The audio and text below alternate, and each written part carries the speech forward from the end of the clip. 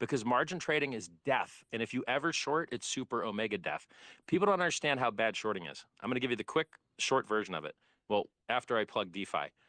DeFi and EVM chains stop you from having to suckle middleman D to get out of risk. You can get into a stable coin like DAI, which is the least risk you can get. It's still risky because USDC and USDT. But in order for USDT and USDT to screw DAI, they really have to like lock all the coins because they're like commingled. And it's kind of, no one would ever buy USDC and USDT again if they did that. So it's kind of existential risk for their business model. So they're unlikely to do it. So like EVM chains, vastly superior to non-EVM chains because you can de-risk and trade without counterparty risk and without middleman D. It's beautiful and it's amazing and everything's already proof of reserved. Unless you have fake DeFi, which has admin keys, and there's a lot of that. Unless you have fake DeFi, which doesn't use time-weighted average price and gets liquidated in flash bot attacks. Some of this is a little too advanced for the new guys. So what was I going to say before I was plugging DeFi? What was the other thing? Margin and...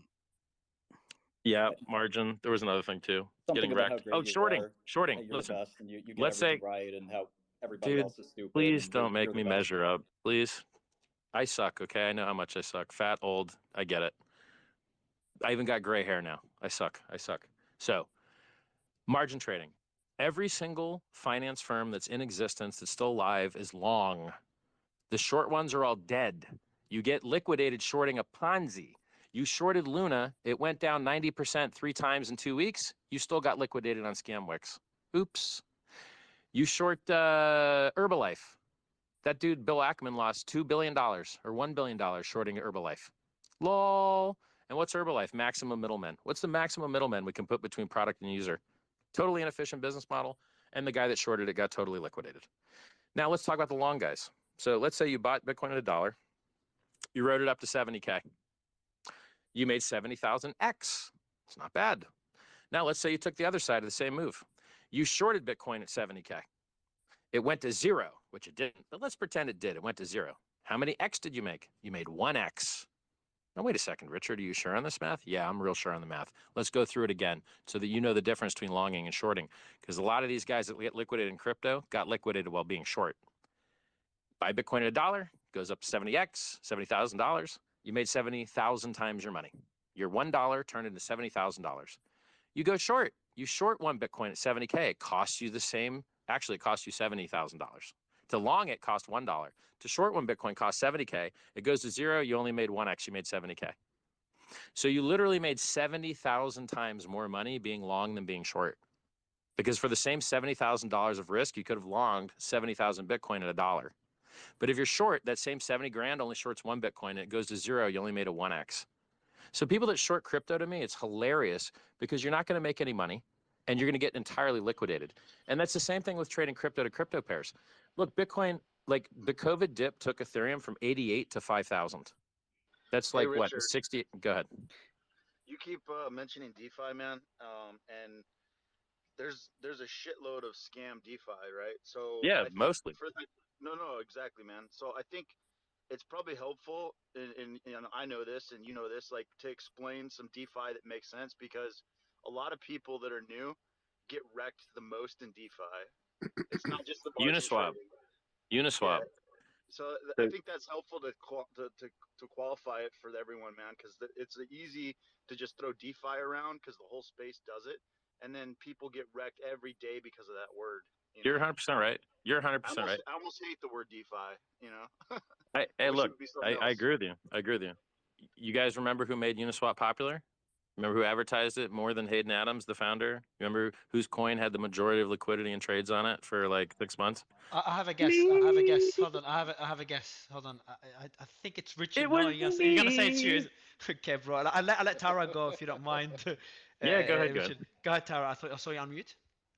Oh, I had requested a little bit ago before, the whole measuring contest began. So I'm just sitting here having a nice laugh. Sure. Well, I'll measure up, Tara. Get your ruler.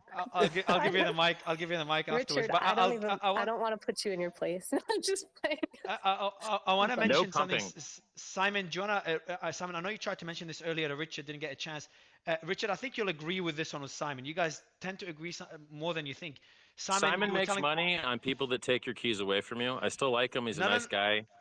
but he makes money on people taking your keys from you. I don't want you to ever give your keys to anybody. Simon, did you want to bring up the Celsius and the people that were hurt? I know you were mentioning it earlier. I'd love to give you the mic again to mention that again.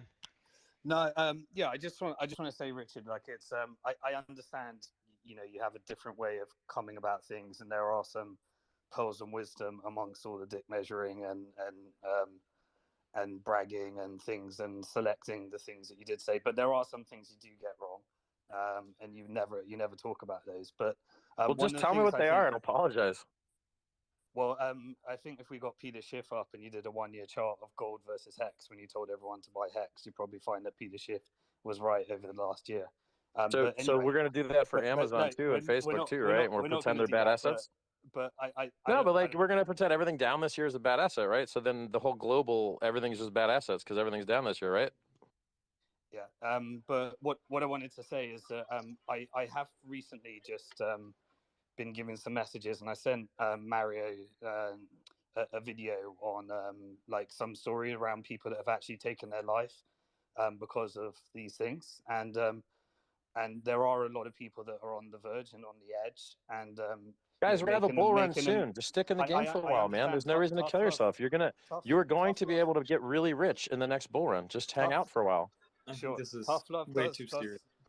No, tough love does help for some people, but I know it's way too serious. But I got hundreds and hundreds of messages from people that appreciated that message and really needed it at that time because they were feeling really, really shitty. I have a question, man, because I'm not a hex dude at all. Me and Richard actually has my ass blocked. So here's the thing. Like, my question is, the advice you give to people, does it get people wrecked? Like, when you keep talking about all the advice you give, and I followed you for a long time, but a lot of the advice you give, man, I'm just being honest, is not helpful for the average person. You talking about me, Richard? You talking about me, Simon? My advice: diversification, dollar cost averaging. I'm talking about the way preparing for for different outcomes.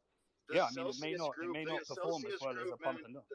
The Celsius group and all the Celsius conversations it just blows my mind, man. The amount of knowledge that was given to people that was incorrect across the space, and then now it's like we got all these self-help groups, and it's like this is not new information. This has been going on for a long time, man. Like, this is not the first. I think the first exchange I got wrecked on was Cryptopia. You know, like, Celsius isn't new, FTX is not new. None of these blowups are new.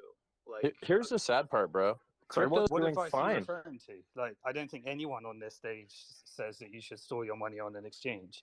Everyone's been, you know, that's everyone says that on this stage.